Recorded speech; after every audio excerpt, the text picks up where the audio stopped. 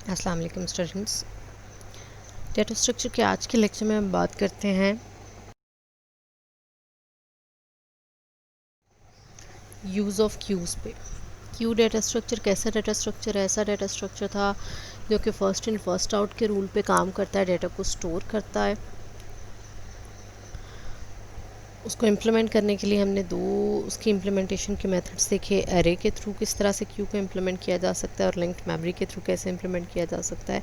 हमारे last lecture में हमने इस पर बात की।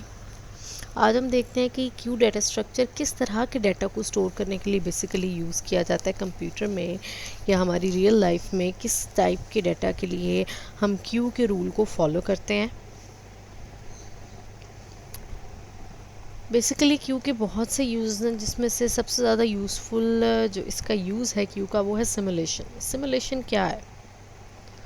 सिमुलेशन प्रोग्राम ऐसा प्रोग्राम है जो कि रियल वर्ल्ड बेसिकली फिनोमेना को हमने सिमुलेशन रियल फिनोमेना है, रियल वर्ल्ड से एग्जांपल लेके हम सिमुलेशन को समझेंगे, जिससे हमें क्यू का यूज़ समझ आएगा। बहुत सी पॉपुलर वीडियो गेम्स में सिमुलेशन यूज़ होती है, जैसे कि SIM city and flight simulator. ये कुछ एग्जांपल्स हैं हमारे पास गेम्स की जहाँ सिमुलेशन यूज़ होती है, जिसमें हर ऑब्जेक्ट और एक्शन जो है वो सिमुलेशन के लिहाज से मूव करता हुआ या यूज़ होता हुआ नज़र आ रहा होता है। बहरहाल जी, ये क्या है सिमुलेशन?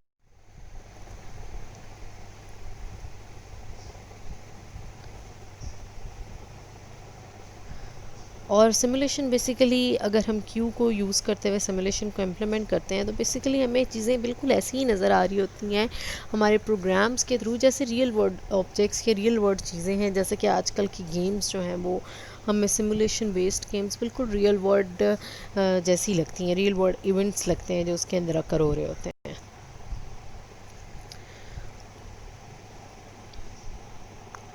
ओके, हम यहाँ पर सिमुलेशन को समझने के लिए एक बैंक की एग्जांपल लेते हैं, जहाँ पर 4 टेलर्स हैं। टेलर्स मींस 4 पर्सन्स हैं, 4 मैनेजर्स हैं, 4 काउंटर्स हैं, जो कि आने वाले कस्टमर्स को बैंक के अंदर अकोमोडेट करते हैं, यानी उनकी रिक्वेस्ट को सुनते और पूरा करते हैं। अच्छा, अगर कोई भी एक कस्टमर है जो कि बैंक में आता है किसी भी एक स्पेसिफिक टाइम T1 पे, और उसे कोई भी अपनी ट्रांजैक्शन कंप्लीट करवानी है, तो वो किसी भी 4 टेलर्स में से, यानी 4 जो मैनेजर बैठे हुए हैं या अटेंडेंट बैठे हुए हैं, उनमें से किसी के पास भी जा सकता है, डिपेंडिंग अपॉन के उनमें से जो भी फ्री होगा। सब फ्री होंगे तो उनमें से किसी के पास भी जा सकता है।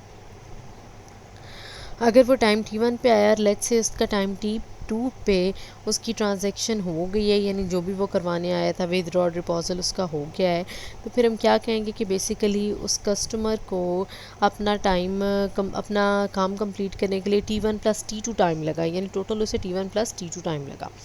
ठीक है, कैसे ज़रा हम इसको ग्राफिकली देखते हैं कि किस तरह से ये टेलर्स और किस तरह से इनके साथ कस्टमर्स की कम्युनिकेशन होगी। अच्छा, ये भी पॉसिबल है कि जो यूज़र आया है बैंक में वो 4 टेलर्स में से अगर किसी एक टेलर के पास भी जाने की कोशिश करता है तो चारों के चारों फ्री नहीं है, यानी चारों टेलर्स के पास ऑलरेडी कस्टमर्स मौजूद हैं। तो फिर वो क्या करेगा, उसे किसी ना किसी शॉर्टेस्ट क्यू में, यानी उस टेलर के पास जहाँ पर उसे कम से कम टाइम लगे, छोटी से छोटी लाइन हो जहाँ पे बनी हो। हमने देखा है ना, बैंक के अंदर काउंटर्स होते हैं, काउंटर्स के ऊपर काउंटर्स के आगे लाइंस होती हैं, क्यूज़ होती हैं, और क्यू में जो सबसे फ्रंट पे होता है उसकी बात, यानी उसकी बारी पहले होती है, उसकी ट्रांजैक्शन पहले होती है। तो टेलर जो अगर सारे टेलर्स बिज़ी हैं और एक आइडियल सिचुएशन नहीं है, आइडियल सिचुएशन में तो ये है ना कि वो आता है, सारे टेलर उसको कोई भी एक फ्री टेलर मिल जाता है, वो टाइम T1 पे आता है, टाइम T2 पे इसकी ट्रांजैक्शन हो जाती है और वो T1 + T2 टाइम पे बैंक को छोड़ देता है। लेकिन ये भी पॉसिबल है कि अगर वो बैंक के अंदर आता है तो कोई भी टेलर उसे फ्री नहीं मिलता, तो अल्टीमेटली वो फिर ऐसे टेलर को ढूंढेगा, यानी ऐसे काउंटर के आगे जाके खड़े होने की कोशिश करेगा जहाँ पे सबसे छोटी लेन है, ताकि उसकी जल्दी से जल्दी बारी आ जाए और उसे कम से कम वेट करना पड़े।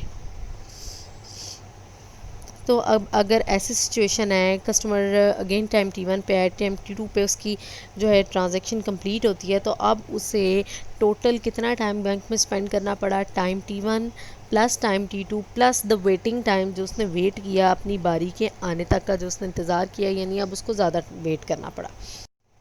ये देखें जी, यहाँ पे हमारे पास 4 टेलर्स हैं, टेलर 1, 2, 3 एंड 4, और हर एक के पास कोई ना कोई कस्टमर्स हैं, हर एक के पास 3-3 कस्टमर्स हैं। ठीक है, नया कस्टमर आता है, वो किसी भी एक नई एक छोटी लेन में, अब यहाँ पे तो सारी लेन्स एक जितनी हैं, तो वो किसी भी एक लेन में, किसी भी एक क्यू में जाके खड़ा हो जाता है, और कस्टमर आएंगे, इसी तरह वो लेन्स में ऐड होते जाएंगे। जैसे जैसे कस्टमर्स की ट्रांजैक्शन होती जाएगी, वैसे वैसे वो लेन्स को छोड़ते जाएंगे। जैसे कि टेलर 1 ने पहले अपने एक कस्टमर को एंटरटेन किया तो वो कम हो गया, अब वो ऊपर आगे मूव कर जाएगा सेकंड वाला कस्टमर, यानी फ्रंट वाला रिमूव हो गया तो फ्रंट की जगह उससे नीचे वाला जो था वो फ्रंट पे आ। इसी तरह अगर यहाँ पे एक और टेलर ने यहाँ पे क्या किया हुआ है, टेलर 3 से एक सेकंड वाले कस्टमर ने अपनी लेन छोड़ी है। ठीक है, यानी उसका काम नहीं हुआ या उसको देर हो रही है, उसे कहीं जाना, तो उसने छोड़ दिया है अपनी लेन को, तो उससे क्या हुआ है कि उससे पीछे वाले जो कस्टमर्स हैं वो ऊपर गए। ठीक है जी, अब इस वक्त सारे टेलर्स के पास 3-3 कस्टमर्स हैं। एक और कस्टमर आता है, अगेन वो एक लेन में जाके ऐड होता है, and up to so on. अच्छा, अब सिमुलेशन को इम्प्लीमेंट कैसे किया जाए, या सिमुलेशन एक्चुअली यहाँ पे क्या है। अब अगर हम यहाँ पे देखते हैं तो हमारे पास बैंक का रूल बिल्कुल क्यू पे काम कर रहा है कि जो पहले आएगा उसको ही पहले बारी मिलेगी। ऐसे ही है जी, अगर हमारे पास टेलर्स हैं, 3-4 टेलर्स हैं जो कि एंटरटेन कर रहे हैं, जो कि कस्टमर को सर्विसेज प्रोवाइड कर रहे हैं, अगर उनमें से जो भी फ्री है उसके पास कस्टमर जाता है, या सारे फ्री नहीं है तो क्यू में जाके खड़ा होता है, अपनी बारी का इंतज़ार करता है, उसकी बारी आती है तो उसका काम होता है। अब सिमुलेशन को इम्प्लीमेंट अगर हम यहाँ पे करते हैं, यानी हम बैंक के साथ सिमुलेशन को समझने की, बैंक की एग्जांपल से सिमुलेशन को समझने की कोशिश करते हैं, तो सिमुलेशन को इम्प्लीमेंट करने के लिए बेसिकली हमारे पास 2 मॉडल्स होते हैं, एक टाइम बेस्ड सिमुलेशन होती है और एक इवेंट बेस्ड सिमुलेशन होती है। टाइम बेस्ड सिमुलेशन यही है कि जिस टाइम पे कस्टमर आता जाएगा उस टाइम पे उसकी ट्रांजैक्शन कंप्लीट की जाए और उसका काम कंप्लीट करके उसे फ्री अप किया जाए। ठीक है जी, यानी इसके अंदर टाइम बेस्ड सिमुलेशन में एक टाइमलाइन या एक क्लॉक मेंटेन होता है, जैसे जैसे क्लॉक की टिक्स मूव करती हैं वैसे वैसे जो है डिफरेंट एक्शंस परफॉर्म होते हैं, डिफरेंट ट्रांजैक्शंस परफॉर्म होते हैं। कैसे हम इसको टाइमलाइन बेस्ड सिमुलेशन को समझने के लिए हम एक एग्जांपल लेते हैं कि हमारे पास हम एक बैंक एग्जांपल लेते हैं जिसमें सारे के सारे टेलर्स फ्री हैं। अब कोई कस्टमर C1 आता है टाइम 2 मिनट्स पे, यानी जिस वक्त वो बैंक में ओपन हुआ है, बैंक ओपन होने के बिल्कुल 2 मिनट के बाद वो आ गया है। ठीक है, उसकी ट्रांजैक्शन कंप्लीट करने के लिए उसे टोटल 4 मिनट चाहिए। 2 मिनट पे बैंक ओपन होने के 2 मिनट बाद वो एंटर हुआ है और 4 मिनट में उसकी ट्रांजैक्शन कंप्लीट हो जानी है। ये वो सिचुएशन है जिसमें सारे के सारे टेलर्स फ्री हैं। ठीक है, फिर एक और कस्टमर C2 आता है, लेकिन वो 4 मिनट बाद आता है बैंक ओपन होने के, और उसे अपनी ट्रांजैक्शन कंप्लीट कराने के लिए टोटल 6 मिनट चाहिए। इसी तरह C3 आता है, एक और कस्टमर आता है, उसे वो 12 मिनट बाद बैंक खुलने के आता है और उसे टोटल 10 मिनट चाहिए। तो अगर हम इस टाइमलाइन बेस्ड सिमुलेशन को देखें तो किस तरह से ये टाइमलाइन बेस्ड सिमुलेशन होगी। देखें जी, किसी भी टाइम 2 पे 2 सेकेंड्स पे C1 इन हुआ है, ये कब के पास से काम हुआ है, क्लॉक अब टिक करती जा रही है, यानी क्लॉक की टिक्स मूव करती जा रही हैं। क्लॉक की टिक्स मूव करते करते टाइम हो गया 4, यानी बैंक खुले हुए 4 मिनट हो गए हैं, 4 सेकंड हो गए हैं, 4 मिनट हो गए हैं, 4 सेकंड कहा हमने, यहाँ पे सेकंड्स में कह रहे हैं। चलें जी, 4 सेकंड टाइम हो गया है तो उसने 4 मिनट हो गया, मिनट्स की हम बात कर रहे हैं, 4 मिनट हो गए हैं, तो वो क्या करता है 4 मिनट के बाद C2 एंटर होता है। ठीक है, C1 अभी अंदर ही है और C2 भी आ जाता है। अब C1 को अपना काम करवाने के लिए टोटल 4 मिनट चाहिए थे, तो वो 2 मिनट पे आया है और अब 4 मिनट उसको टोटल 6 मिनट पे वो फ्री हो जाएगा। 6 मिनट तक उसके फ्री होने तक एक और कस्टमर आ चुका हुआ है। ठीक हो गया।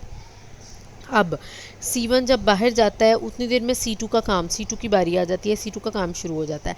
C2 को टोटल कितने मिनट चाहिए थे, 6 मिनट चाहिए थे। ये देखें जी, 4 से लेकर 10 तक, वो 10वें मिनट पे C2 भी चला जाता है। अब C1 भी चला गया है, C2 भी चला गया हुआ है और 12वें सेकंड पे C3 आता है, यानी जब C3 आता है तब तक सारे के सारे टेलर फ्री हैं बैंक में, यानी कोई भी कस्टमर नहीं है। बहरहाल C3 आता है और वो अगले 10 सेकंड के लिए उसकी ट्रांजैक्शन होती है और काम कंप्लीट होता है। ये क्या है जी, हमारे पास टाइमलाइन बेस्ड सिमुलेशन है जिसके अंदर हमने कस्टमर्स को टाइम की बेस पे एंटरटेन किया है, यानी जो टाइम के लिहाज से पहले आता है उसको पहले एंटरटेन किया जाता है। ठीक है, तो इवेंट बेस्ड सिमुलेशन क्या होती है? इवेंट बेस्ड सिमुलेशन ये होती है कि उसमें हम क्लॉक टिक्स को फॉलो नहीं करते, बल्कि जो है किसी भी नेक्स्ट इवेंट के अकर होने का वेट किया जाता है, यानी किसी भी एक स्पेसिफिक इवेंट की बेस पे जो है अगर यूज़र्स को कस्टमर्स को एंटरटेन किया जाता है, उन्हें डील किया जाता है, तो वो हमारे पास इवेंट बेस्ड सिमुलेशन कहलाती है। अब इसमें ज़रूरी नहीं है कि कौन कब आ रहा है, बल्कि ज़रूरी है कि किसका काम ज़्यादा ज़रूरी है, किसकी सेंसिटिव रिक्वेस्ट है या किसकी ट्रांजैक्शन पहले करने की ज़रूरत है। अगर हम इस बेस पे कस्टमर्स को डील करेंगे कि किसको पहले एंटरटेन किया जाए। फॉर एग्ज़ाम्पल हम कहते हैं जी हमारे पास बैंक के अंदर 4 कस्टमर आते हैं, उसमें से एक कस्टमर ऐसा है जिसको ट्रांजैक्शन में अबाउट हाफ एन आवर लगना है, और उसी टाइम पे एक और कस्टमर आता है जिसे सिर्फ़ और सिर्फ 5 मिनट चाहिए, एक और आता है जिसे 2 मिनट चाहिए, एक और आता है जिसे 1 मिनट चाहिए। तो अब आने वाला सबसे जो लास्ट पे है, जिसे 1 मिनट में जिसका काम हो जाएगा, आया वो सबसे लास्ट पे है, तो क्या हम उसको सबसे पहले टर्न दे देंगे? नहीं, ऐसा नहीं है, बल्कि उसकी टर्न बिल्कुल लास्ट। अगर हम टाइम लाइन बेस्ड सिमुलेशन करते हैं तो फिर उसको सबसे आखिरी बारी ही मिलेगी, यानी उसे कितनी देर वेट करना पड़ेगा? आधा घंटा फर्स्ट कस्टमर के लिए, दैन 5 मिनट दूसरे कस्टमर के लिए, 2 मिनट तीसरे कस्टमर के लिए, और फिर जाके उसकी बारी आएगी। ठीक है जी। तो फिर इस सिचुएशन में हम किसी भी एक कस्टमर को किसी इवेंट की बेस पे, लाइक हम कहते हैं जी उसकी काम सबसे थोड़ा था, इसलिए हम उसको प्रायोरिटी दे के उसकी ट्रांजैक्शन पहले करवा सकते हैं। ठीक है जी। इसमें क्या होता है जी, हम टाइम ऑफ नेक्स्ट इवेंट को देखते हैं और एक लिस्ट बना लेते हैं इवेंट्स की इंक्रीजिंग ऑर्डर ऑफ टाइम में, कि हमने किसको पहली बारी देनी है, किसको हमने दूसरी बारी देनी है।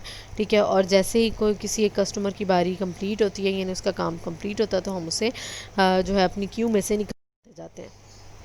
लेकिन जी यहाँ पे इवेंट्स कौन से अकर हुए हैं? हमारे पास 5 इवेंट अकर हुए हैं। अगर हम उसी एग्जांपल को लेते हैं, दूसरे मिनट पे C1 आया है, चौथे मिनट पे C2 आया है, तीसरे मिनट पे सिक्स्थ मिनट पे C1 गया है, 10th मिनट पे C2 गया, और 12th मिनट पे C3 इन हुआ है, यानी यहाँ पे डिफरेंट इवेंट्स अकर हुए हैं। अब इन इवेंट्स की बेस पे हम चाहें तो जिस भी इवेंट को प्रायोरिटी दे दें, यानी हम जिस भी कस्टमर को इन इवेंट्स की बेस पे हम अपनी क्यू बना सकते हैं, जिसको हम चाहें पहले एंटरटेन कर लें और जिसको हम चाहें बाद में एंटरटेन कर लें। बहरहाल ये इवेंट्स हैं, यानी एक्शंस हैं जो कि अकर हुए हैं, जो परफॉर्म हुए हैं। ठीक है जी। हम इवेंट्स की क्यू बना लेते हैं। अर्लीस्ट टाइम वाले इवेंट को क्यू में से निकाला जाता है, और न्यू इवेंट जो क्रिएट होता है उसे इंसर्ट कर दिया जाता है क्यू के अंदर। अच्छा, अब ये है कि अगर हम इस इवेंट की जो हमने क्यू बनाई है, इसमें से हम टाइम को छोड़ के अपनी जो है किसी भी ट्रांजैक्शन को प्रायोरिटी, किसी भी कस्टमर को प्रायोरिटी देना चाहते हैं, यानी हम उसका काम पहले करवाना चाहते हैं, तो फिर DQ ऑपरेशन जो है वो स्टेप बाय स्टेप नहीं होगा। DQ का ऑपरेशन हमेशा कहाँ से होता है? DQ का ऑपरेशन क्यू के अंदर हमेशा आपके पास क्यू के रेयर एंड यानी लास्ट से होता है। लेकिन अगर हम 4 कस्टमर, जैसे कि मैंने आपको एग्जांपल दी, उसमें से चौथा कस्टमर वो आपके पास हम DQ कहाँ से करते हैं? फ्रंट से करते हैं, और NQ हम रेयर पे करते हैं।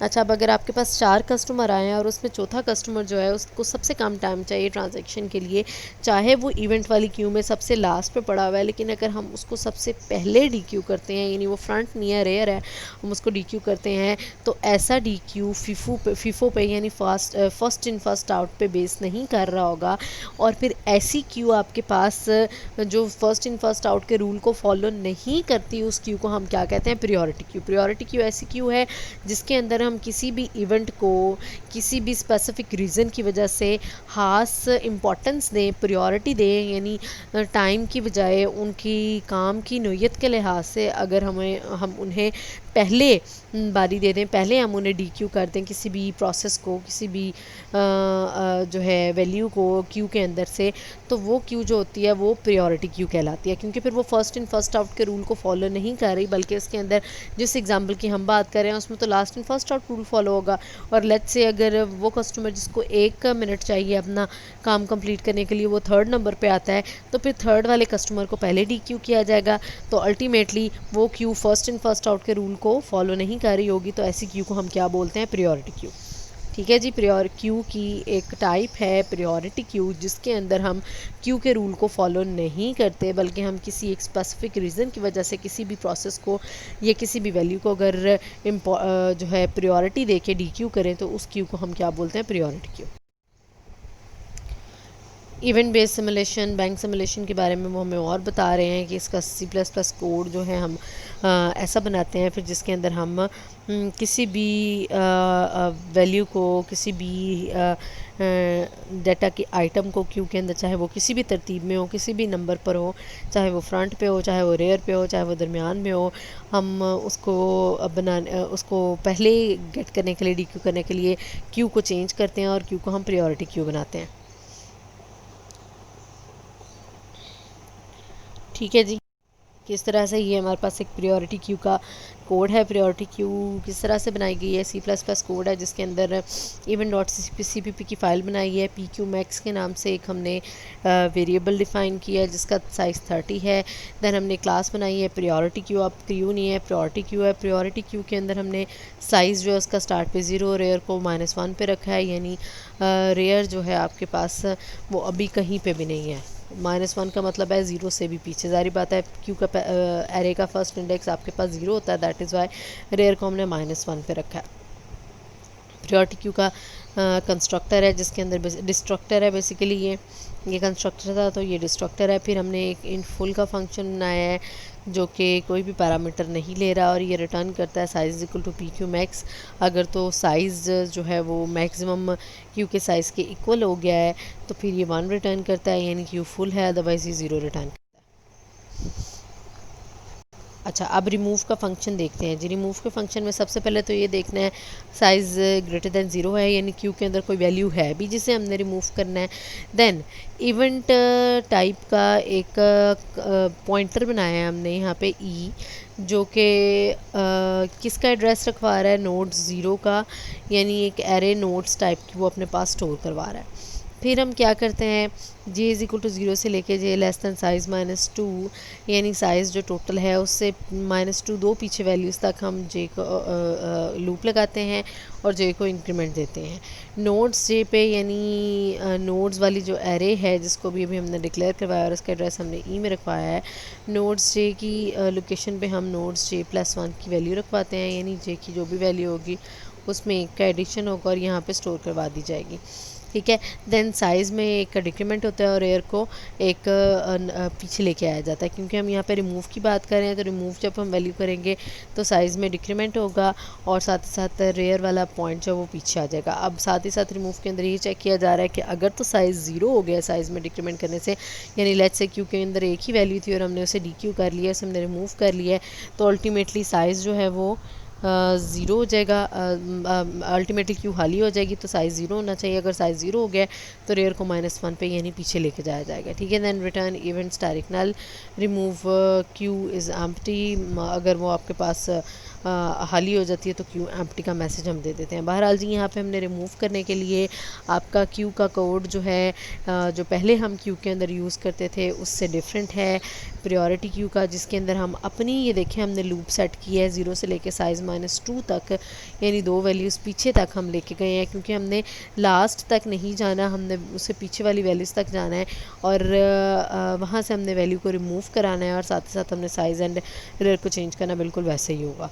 ठीक है। यहाँ पे हमने सीक्वेंस में, यानी हमने रेयर वाली वैल्यू को रिमूव नहीं किया, बल्कि हम जिस भी वैल्यू को रिमूव करना चाहें रिमूव कर सकते हैं। इसी तरह इंसर्ट करते हुए भी हमारा कोड चेंज हो जाएगा। इंसर्ट करते हुए भी हम इवेंट बेस्ड जब प्रायोरिटी क्यू के अंदर इंसर्शन करेंगे तो वहाँ पर हमें कुछ चेंजेस कोड के अंदर करने हैं।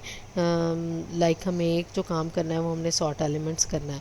अच्छा, लाइक अब ये हमारे पास ऐसी प्रायोरिटी क्यू है जो कि आपके पास एलिमेंट्स को, वैल्यूज़ को प्रायोरिटी किस बेस पे दे रही है, उनके ऑर्डर की बेस पे। लाइक असेंडिंग ऑर्डर वाले, असेंडिंग ऑर्डर में अगर वैल्यूज़ हैं तो सबसे टॉप पे जो वैल्यू होगी उसे सबसे टॉप पे जो है सबसे स्मॉल वैल्यू होगी, और अगर डिसेंडिंग ऑर्डर है तो फ्रंट पे आपके पास सबसे बड़ी वाली वैल्यू होगी। यानी क्यू के अंदर हमने कहा ना कि हमने किसी वैल्यू को इंपॉर्टेंस देनी है, प्रायोरिटी देनी है, तो वो किस बेस पे दे सकते हैं, डिफरेंट प्रायोरिटी की हमारे पास पैरामीटर्स हो सकते हैं। लाइक यहाँ पे हमने कहा कि असेंडिंग या डिसेंडिंग ऑर्डर में अगर हमने वैल्यूज़ को स्टोर करवाना है तो स्टोर करवाते हुए ही हम उसके ऊपर सॉर्ट एलिमेंट्स का फंक्शन कॉल कर लेंगे। ये सॉर्ट एलिमेंट्स का फंक्शन जो है क्या करेगा, क्यू के अंदर पड़ी हुई वैल्यूज़ को असेंडिंग ऑर्डर में सेट करेगा। इस तरह लेंथ का फंक्शन क्या रिटर्न करता है, साइज़, यानी total size of the array. जो भी total size of array queue होगा वो जी। That was all about the queue and priority Q.